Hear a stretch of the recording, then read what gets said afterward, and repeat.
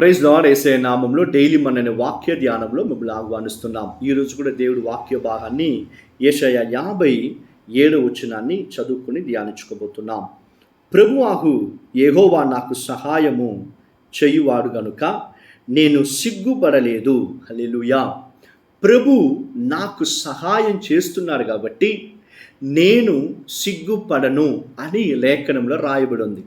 ఈ వచనాలు ఎవరి గురించి ప్రవచనాలుగా రాయబడిందంటే నజరేయుడైన యేసుక్రీస్తు గురించి. యెషయా అనే ప్రవక్త ఎన్నో సెంచురీస్ ముందు రాశాడంట. This is the prophetical words about Jesus Christ. Yesayya అనుభవించబోయే కష్టాలు, ఆయన మన కోసం కొట్టబడేది, సిలువలో ఆయన కొట్టబడేది, ఆయన మరణించేది, దాని గురించి రాయబడింది. ఈ వాక్యానికి ఇదే యెషయా 56 చదువుకున్నారంటే లేఖనం రాయబడింది.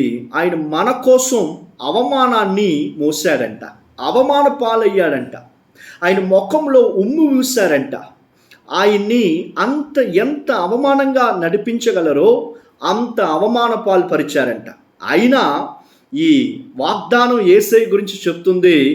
యెహోవా దేవుడు ఆయనకు తోడుగా నిలబడాడు, సహాయం చేశాడు కాబట్టి లేఖనంలో రాయబడింది ముఖం సిగ్గుపడలేదు.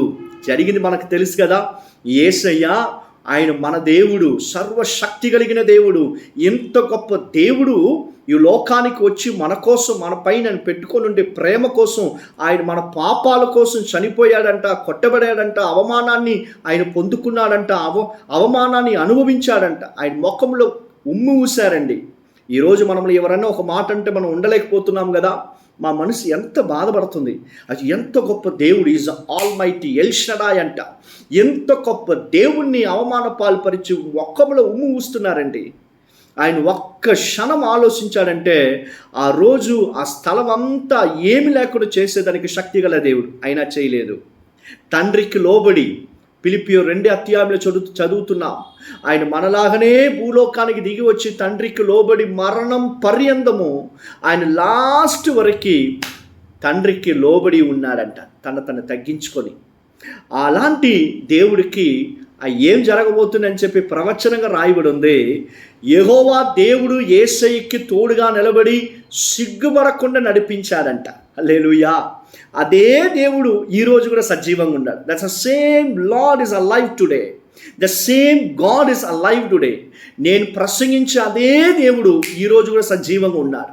అని చేసేది ఏంటంటే, ఒకవేళ నువ్వు కూడా అవమాన పాల్పరిచి ఉండొచ్చు, నేను చాలా ఇన్సల్టింగ్ చేసి ఉండొచ్చు మాటలతో, వాళ్ళు మనుషులు తన యాటిట్యూడ్తో, వాళ్ళ క్రియలతో నేను అవమాన పాలు చేసి ఉండొచ్చు, నిన్ను అంగీకరించుకోకుండా ఉమ్మి ఊసేలాగా మాట్లాడి ఉండొచ్చు, నీతో మంచి కార్యాన్ని తిన్నవాళ్ళు, పొందుకున్న వాళ్ళు నీకు విరోధంగా మాట్లాడొచ్చు. అయితే దేవుడు చెప్తున్నాడు, నేనే నీకు తోడై నిలబడి యెహోవా దేవుడు నీకు సహాయం చేస్తున్నాడు కాబట్టి నీ ముఖం సిగ్గుపడనీయకుండా దేవుడు కాపాడి నడిపిపోతున్నారు. Hallelujah. This is the prophetical word for you. ఇది దేవుడు మనకు ప్రవచనగా చెప్పే కార్యాలు. నీ ముఖాన్ని దేవుడు సిగ్గుపడనీయుడు. ఆయన నిన్ను నడిపించేది నీ శత్రులు చూసి, ఈ యెహోవా దేవుడు నీకు తోడుగా సహాయం చేస్తున్నాడని చెప్పి నీ శత్రులు చూసేటప్పుడు వాళ్ళు సిగ్గుపడేది నువ్వు చూడబోతున్నావు. Hallelujah. The God is going to be a helper and is going to be a comforter. ఆయన నీకు సహాయం చేసి తోడుగా నిలబడేది నువ్వు మాత్రం కాదు, అందరూ చూడబోతున్నాడు. ఈరోజు దేవుడు మళ్ళీ ఒక వాగ్దానం ఇస్తున్నాడు. మనుషులు నిన్ను అవమానపరిచిన దేవుడి నిన్ను సిగ్గుపడనీయకుండా నీ స్థితిని, నీ పరిస్థితిని తలకిందులుగా మార్చి అందరూ ఊహించలేని కార్యాలు నీ జీవితంలో దేవుడు గొప్ప కార్యాలు చేయబోతున్నాడు. మనం ఏం చేయాలంటే, ఎలాంటి అవమానమైనా కూడా సరే, ఎలాంటి పరిస్థితులైనా కూడా సరే, యేసయ్యా నువ్వు చూసుకో అని చెప్పి దేవుడి సన్నిధిలో నువ్వు నిలబడితే చాలు, నీకోసం దేవుడు ఆయన మాట్లాడతాడు, ఆయన క్రియ చేస్తాడు. Just depend on God. మన జీవితంలో ఎప్పుడు ఒక కార్యాన్ని విడవకూడదు, ఇంకా ఎక్కువగా నేర్చుకోవాలి. ఏంటంటే డిపెండింగ్ ఆన్ గాడ్. ఈ యెహోవా దేవుణ్ణి ఎలాగా ఆధారం పడి మన జీవితాన్ని నడిపించాలని చెప్పి నేర్చుకోవాలి. Be a depending at least depending అని దేవుడి పైన ఎప్పుడు మీరు డిపెండ్ అయి ఉన్నారంటే, ఆయనే మీరు ఆనుకొని, యేసయ్య పైనే మీరు ఆనుకొని మీ జీవితాన్ని మీరు నడిపిస్తే చాలు, ఈ వాగ్దానం నీ జీవితంలో నెరవేరుస్తుంది. హల్లెలూయా. ప్రార్థన చేసుకుందామా? యేసయ్యా, ఎవరందరూ ఈ వాక్య భాగం వింటున్నారు, వాళ్ళకి మీరు సహాయం చేస్తున్నారు, వాళ్ళ ముఖం సిగ్గుపడకుండా మీరు నడిపిస్తున్నారు, మీకు వందనాలు. మీ బిడ్డల పరిస్థితులన్నిటిని మార్చి జయాన్ని కలిగించండి యేసయ్యా. మీరు అలాగనే చేస్తున్నారు, వందనాలు. In Jesus name we pray. Amen.